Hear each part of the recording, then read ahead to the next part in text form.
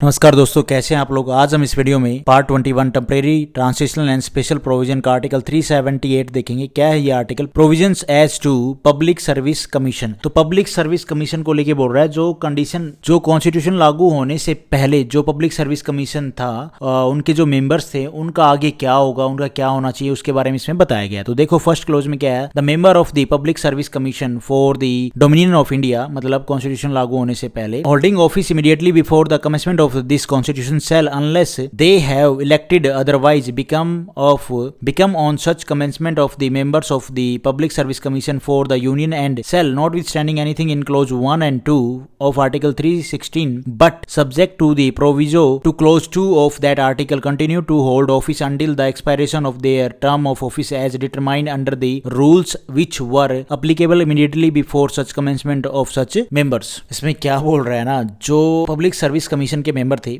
Constitution लागू होने से पहले, मतलब पहले क्या था, डोमिनियन था, ठीक है। तो उससे पहले मतलब क्या है, the member of the public service commission for the dominion of India holding office immediately before the commencement of this constitution. मतलब क्या है ये भैया, कॉन्स्टिट्यूशन लागू हो गया 1950 को, ठीक है, आज़ादी मिली हमें 1947 को। तो इससे पहले कॉन्स्टिट्यूशन लागू होने से पहले जो पब्लिक सर्विस कमीशन में जो मेंबर थे, कॉन्स्टिट्यूशन लागू होने के बाद क्या है, UPSC, union public service commission. तो ये जो मेंबर थे ना, ये क्या है, सेम टू सेम इसके मेंबर बन जाएंगे। ये बात बोली जा रही है इसमें, मतलब ऑटोमेटिकली मेंबर हो जाएंगे वो। ये इसके हैं, बस इस बोर्ड का नाम चेंज करके यूनियन पब्लिक सर्विस कमीशन कर दिया। बाकी जो मेंबर हैं वो कंटिन्यू करेंगे टेन्योर को, अपने को कंप्लीट जो भी सर्विस दे रहे हैं। बाकी आर्टिकल, इसमें आर्टिकल 316 की भी हमने बात की ना, आर्टिकल 316 कहाँ, ये रहा। इसमें क्या बात कर रहा है ये, appointment and term of member of PSC, public service commission, किनकी अपॉइंटमेंट और टर्म को लेके इस आर्टिकल में बताया गया है। कॉन्स्टिट्यूशन में बातें लिखी हैं कि उन लोगों के ये क्वालिफिकेशन होने चाहिए, उनकी ये एलिजिबिलिटी होनी चाहिए, इस आर्टिकल में लिखी है, ठीक है। इनका इतना वेतन होना चाहिए, इतनी इनकी सैलरीज होगी, अलाउंसेज होंगे, इनका टेन्योर कितना है, वो सारी चीजें लिखी हुई हैं। तो इन चीजों को छोड़ के,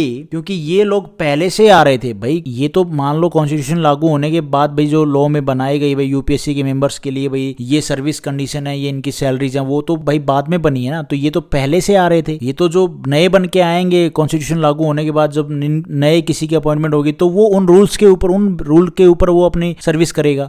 लेकिन ये लोग तो क्या है, पहले से कॉन्स्टिट्यूशन बनने से पहले जो इनके, जब इन्होंने ज्वाइन किया होगा तो रूल एंड कंडीशन कुछ और होंगी सर्विस को लेके, टेन्योर को लेके। तो आर्टिकल 316 के अकॉर्डिंग यूपीएससी मेंबर का जो टर्म ऑफ ऑफिस है वो 6 साल का होता है, ठीक है, जो इसमें आर्टिकल में बताया गया है। लेकिन जो मेंबर कॉन्स्टिट्यूशन लागू होने से पहले जो पीएससी में थे, पब्लिक सर्विस कमीशन में ज्वाइन किए थे, जिन रूल्स पे, जिन उनका भाई रूल्स में उनमें बताया गया था उनका कि भी टेन्योर कितना होगा, और उसके बाद कॉन्स्टिट्यूशन लागू हो गया, वो फिर वो यूपीएससी के मेंबर बन गए।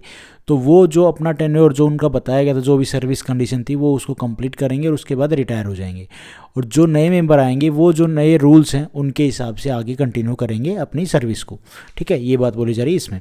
उसके बाद है second, the member of a public service commission of A province और of a public service commission serving the needs of a group of provinces holding office immediately before the commencement of this constitution shall, unless they have elected otherwise, become on such commencement the members of the corresponding state or the members of joint state public service commission serving the needs of the corresponding state as the case may be, and shall, notwithstanding anything in clause 1 or 2 of article 316, but subject to the proviso to clause 2 of that article, continue to hold office until the expiration of their term of office as determined under the rules which were applicable immediately before such commencement of such members। देखो इसमें है ना, PSC के members को लेके बोल रहा है। आज के टाइम में क्या है ना भी, आप देखोगे 2 या 3 स्टेट मिला के जो स्टेट का पब्लिक सर्विस कमीशन होता है, वो 2 या 3 के लिए एक कंबाइन बना देते हैं, 2 या 3 स्टेट के लिए। तो उस टाइम पे भी, मतलब कॉन्स्टिट्यूशन लागू होने से पहले जो प्रिंसिपल स्टेट थे, ठीक है, प्रोविंस थे, उन प्रोविंस में या 2 या 3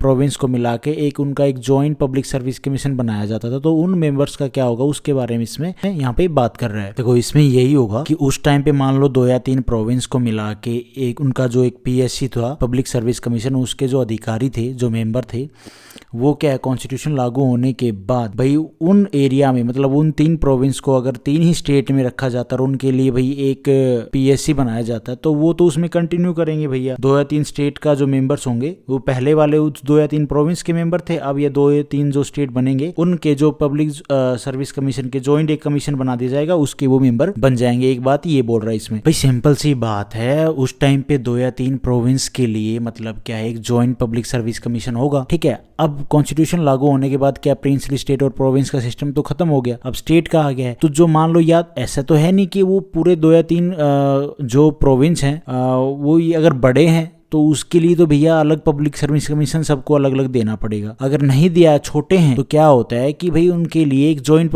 बड़े हो तो भी, मैं नहीं कहता कि बड़े हैं तो उनके लिए एक जॉइंट पब्लिक सर्विस कमीशन नहीं बनेगा, बन सकता है। मैं सिर्फ आपको अपने हिसाब से बता रहा हूँ। अगर भाई मान लो बना लिया उन बड़े स्टेट्स के लिए भी, जो प्रोविंस थे पहले, उनके लिए भी अगर कोई भाई सोचते हैं कि इसको कंटिन्यू करते हैं, जो जॉइंट पब्लिक सर्विस कमीशन पहले से चला रहा है, तो वो जो मेंबर वो उसी में रहेंगे, अपना जो टर्म है वो कंप्लीट करेंगे, ठीक है। अगर भैया उनको अलग अलग कर दिया गया कि भाई नहीं अलग अलग करो, तो उन मेंबर्स को भाई अलग अलग स्टेट के लिए जिस हिसाब से उनको वो अलग कंडीशन होते हैं उनको वहां पे बैठा देंगे, और थोड़े बहुत और ज्वाइन कराने होंगे तो वो भी ज्वाइन करवा लेंगे। लेकिन ये चीज है, लेकिन अगर हम इस आर्टिकल के हिसाब से देखें तो इसमें बोल रहा है जो आर्टिकल 316, अब यहाँ पे 316 में क्या है, टर्म और कंडीशन अपॉइंटमेंट को लेके सब बताया गया है। तो इसको छोड़ के बाकी सब सेम है। बाकी सब सेम का मतलब क्या है, जिन सर्विस कंडीशन पे वो ज्वाइन किए थे उसी सर्विस कंडीशन पे, उसी टेन्योर पे, जो उनका टेन्योर बताया गया था उसी टेन्योर पे वो अपना कंप्लीट करेंगे, उस टेन्योर को, अपनी सर्विस को कंप्लीट करेंगे कॉन्स्टिट्यूशन लागू होने के बाद भी, ठीक है। ये बात बोली जा रही है इसमें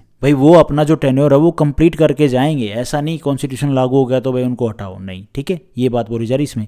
तो यही था article 378। Thank you for watching this video. Video आपको ठीक लगी तो लाइक करना, चैनल पे नए हो तो गाइस सब्सक्राइब करना।